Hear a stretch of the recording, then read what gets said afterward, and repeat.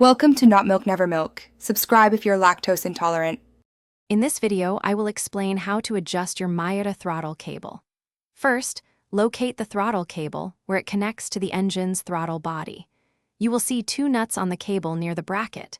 Before you begin, always ensure your engine is completely off and cool to prevent any accidental movement or burns.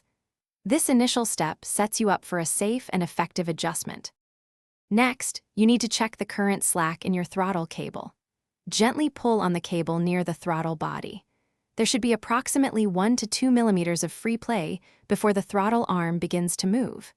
Too much slack can cause a noticeable delay in throttle response, while too little can result in a high or erratic idle speed. Now, let's get to the adjustment. Begin by loosening the lock nut, which is usually the one closest to the engine bracket.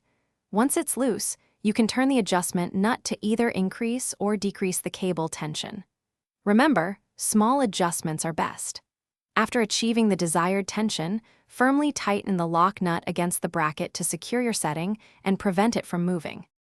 After making your adjustments, it's crucial to perform a final check. Verify that the throttle operates smoothly through its full range of motion without sticking. Start your engine and confirm that the idle speed is correct and stable. Finally, take your Miata for a short test drive to ensure the throttle response feels crisp and natural. Enjoy your improved driving experience.